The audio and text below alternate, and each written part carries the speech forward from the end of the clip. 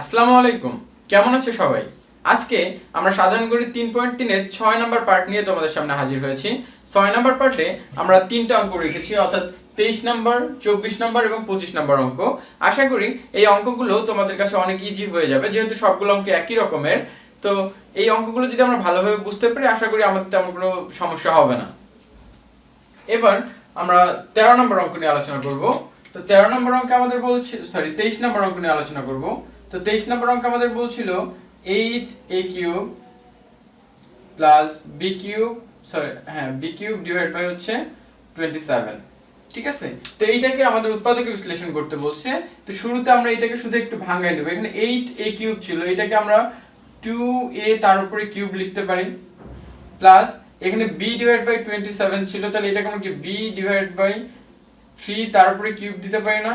কারণ b এর উপর কিউব বলতে কি b কিউব, আর 3 এর উপরে যদি কিউব দেই তাহলে তার মান হচ্ছে 27। এখন আমাদের এইটা কিন্তু একটা সূত্রে পড়ে গেছে, অর্থাৎ হচ্ছে a cube plus b cube. আমরা a কিউব প্লাস b কিউবের কিন্তু একটা জানি উৎপাদকের জন্য, যে a cube plus b cube equal to a plus b into a square minus ab plus b square. তাহলে এখন আমরা এইটাকে ওই সূত্রে ফেলানোর চেষ্টা করব। তাহলে আমরা এখানে কি ছিল, যে a প্লাস b, তাহলে a বলতে আমরা এখানে কত ছিল 2a প্লাস b বলতে হচ্ছে b ডিভাইড বাই 3, তাহলে a plus b into a square. তাহলে a বলতে আমরা কত ছিল 2a, তার উপরে হচ্ছে a স্কয়ার, তাহলে a square minus ab, minus a বলতে হচ্ছে 2a এবং b বলতে হচ্ছে b ডিভাইড বাই 3, তাহলে a square minus ab plus b square, তাহলে প্লাস b স্কয়ার বলতে কত b ডিভাইড বাই 3 তার উপরে হচ্ছে স্কয়ার।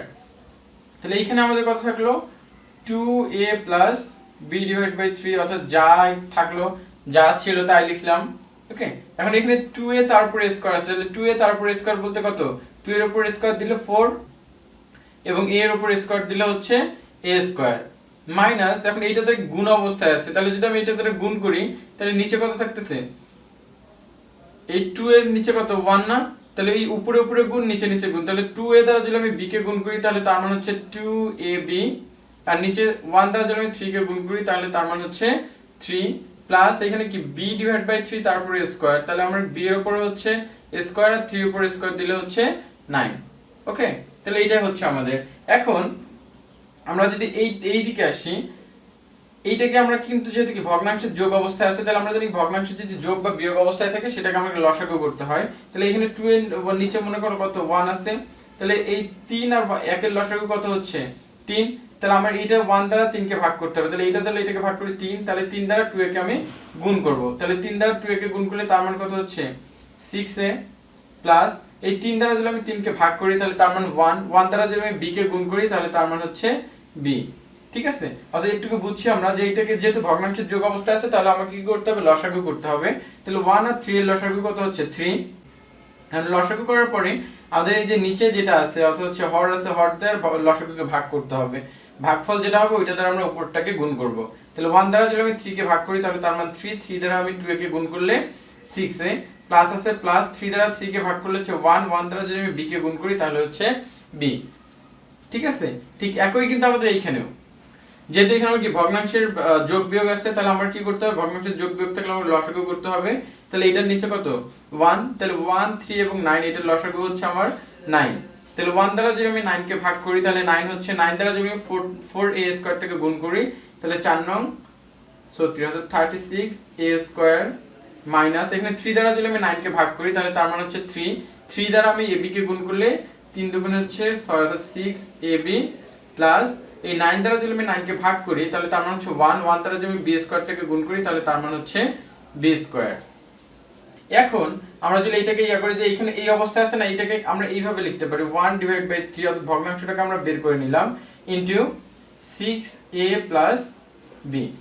কারণ আমরা এটাকে এইভাবে একটু করতে পারি, যদি আমাদের এখানে থাকে যে হচ্ছে a ডিভাইড বাই 3, এটাকে আমরা এটাকে এইভাবে লিখতে পারি 1 ডিভাইড বাই 3 ইনটু a, কারণ এটার a এর নিচে কত আছে 1, আমরা যদি এটাকে আবার গুণ করি তাহলে ওই 1 দ্বারা a দ্বারা 1 টাকে গুণ হলে কত হচ্ছে a, এবং এই 3 দ্বারা 1 টাকে যদি আমি গুণ করি তাহলে 3 হচ্ছে। ঠিক আছে, তাহলে এটা কি একই, আর এটা যে কথা এটা একই কথা। ওকে, ঠিক একই ভাবে আমরা এইটাকেও কিন্তু এইভাবে লিখতে পারি, তাহলে 1 ডিভাইড বাই 9 ইন্টু এখানে কত হচ্ছে 36a² minus 6ab plus b²।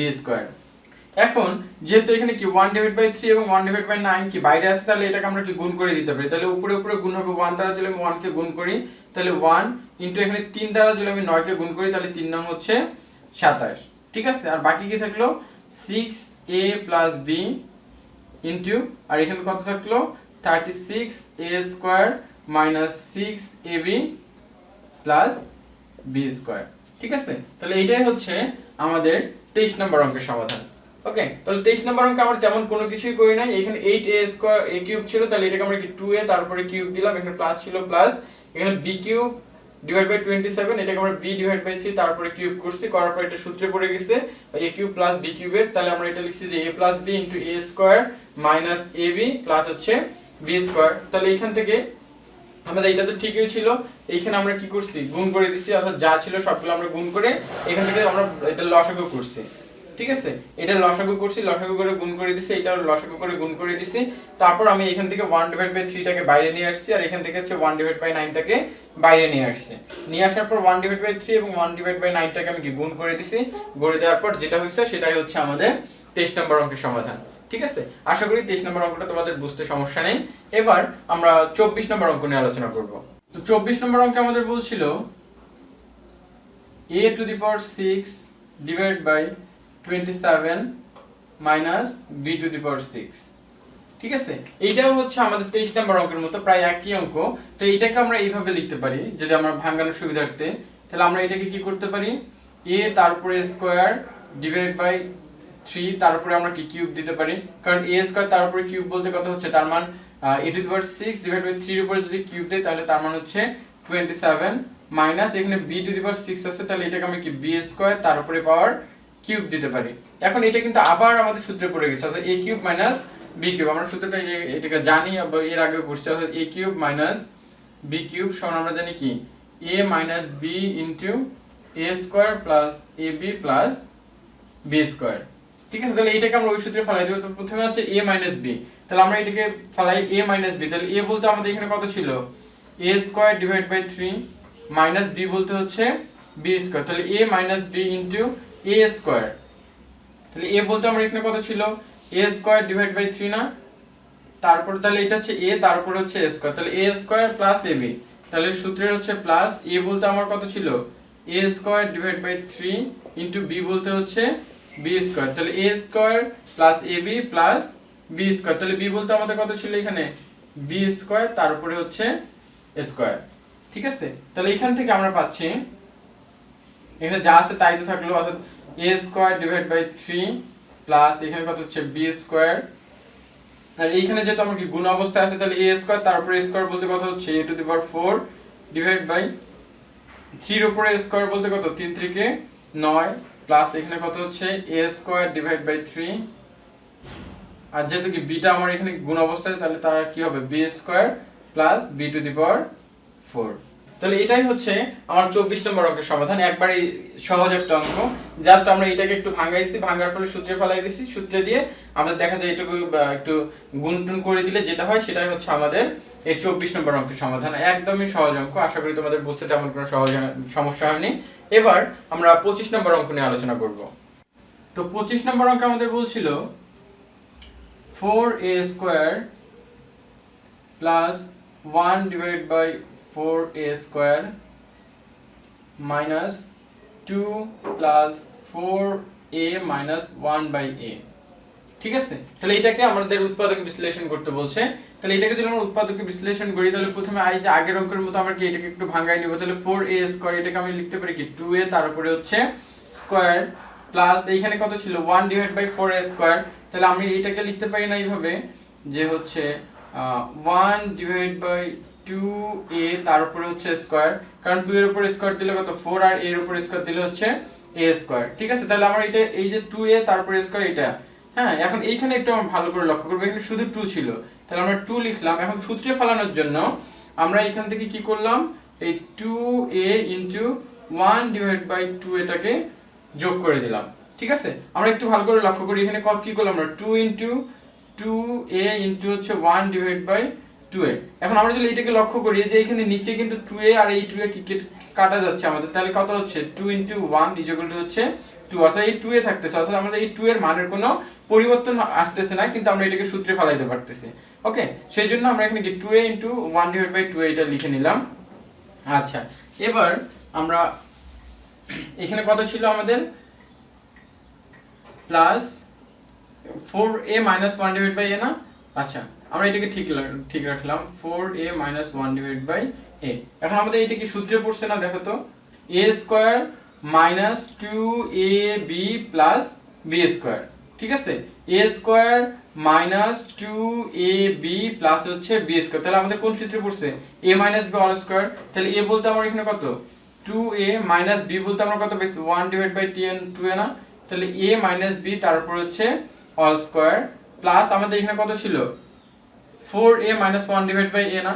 তাহলে এই যে 4a - 1/a এইখান থেকে কিন্তু আমি হচ্ছে 2 টাকে কমন নিতে পারি। ঠিক আছে, 4a - 1/a থেকে আমি কি 2 টাকে যদি আমি কমন নেই আমাদের অঙ্কের সুবিধার্থে, তাহলে এখানে কি থাকতো 4a থেকে আমি কি 2 যদি কমন নেই তাহলে কি 2a থাকতেছে মাইনাস, এখন এইখানে কি হচ্ছে -1/a, এইটাকে থেকে যদি আমি 2 কমন নেই তাহলে তার মান হচ্ছে 1/2a। ঠিক আছে, এটা আমাদের অনেকের বুঝতে সমস্যা হয়, সেজন্য আমি একটু দেখা যায় এইদিকে সাইডে তোমাদেরকে বোঝাই দিচ্ছি।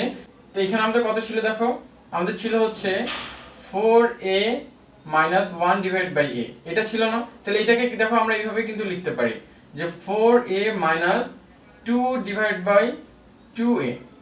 ঠিক আছে, কারণ এই 2 আর 2 কেটে গেলে আমাদের কত হচ্ছে, অর্থাৎ 2/2a, এখানে 2 আর 2 যদি কাটি তাহলে আমার কি 1/a ঠিকই থাকতেছে।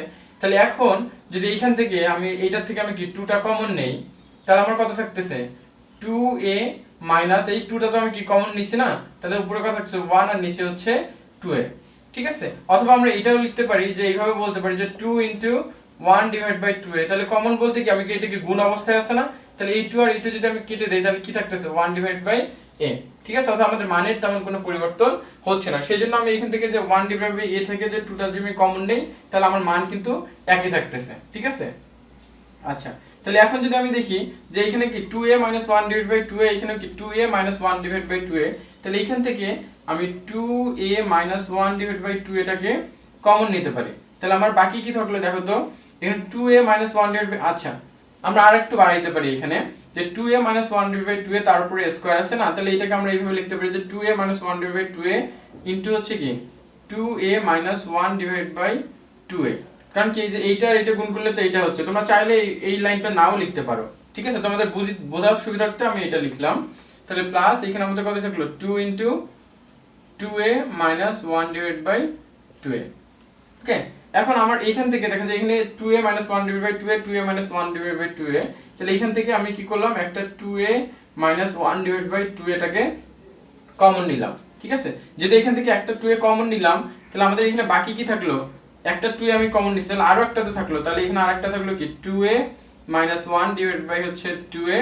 ঠিক আছে, আর এখান থেকে 2a - 1/2 এটাকে কমন নিছি তাহলে বাকি কি থাকলো +2 না, তাহলে হচ্ছে +2।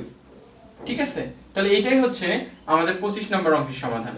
আশা করি তোমাদের তেমন কোনো বুঝতে সমস্যা নেই। আমরা আবার একটু আসি, তাহলে এখানে কি ছিল 4a², তাহলে এটাকে আমরা লিখছি 2a তার উপরে স্কয়ার প্লাস আছে প্লাস এখানে 1/4a², এখান থেকে আমরা কি স্কয়ারটাকে করছি, তাহলে কি 1/2a তার উপরে স্কয়ার দিলাম মাইনাস এখানে 2 ছিল 2 লিখলাম, সূত্রে ফলানোর জন্য আমরা এই 2a * 1/2 এটাকে বাড়তি করে নিলাম, কারণ 2a আর 2a কেটে দিলে আমাদের মান 2a থাকতেছে। ওকে, তাহলে প্লাস এখানে কি 4a - 1/a থাকলো। এখন আমাদের এটা কিন্তু সূত্রে পড়ছে a² - 2ab + b², অর্থাৎ a - b তারপরে অল স্কয়ার প্লাস এখান থেকে 4a - 1/a যেটা ছিল এখান থেকে আমরা 2 টাকে কমন নিছি, নিলে থাকতেছে হচ্ছে 2a - 1/2a। ঠিক আছে, এখন এইখান থেকে 2a - 1/2 তারপরে স্কয়ার ছিল, তাহলে এখান থেকে যদি আমরা কি স্কয়ার বলতে কি দুইটা ছিল, তাহলে এখান থেকে আমরা একটা কমন নিলাম। ঠিক আছে, এখানে যেহেতু 2a - 1/2a, তাহলে এখান থেকে আমি একটা 1/2a কমন নিলাম, তাহলে বাকি এখানে দুইটার মধ্যে আমি একটা নিছি, তাহলে আরো একটা থাকতেছে, তাহলে কি 2a - 1/2a আর এখানে +2 থাকলো, তাহলে হচ্ছে 2। ওকে, তাহলে এটাই ছিল আমাদের 25 নম্বর অঙ্কের সমাধান এবং আমাদের এই পার্টের শেষ অঙ্ক।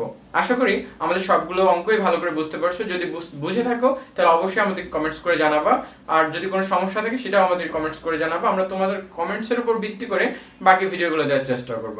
আশা করি সাথেই থাকবা। ধন্যবাদ।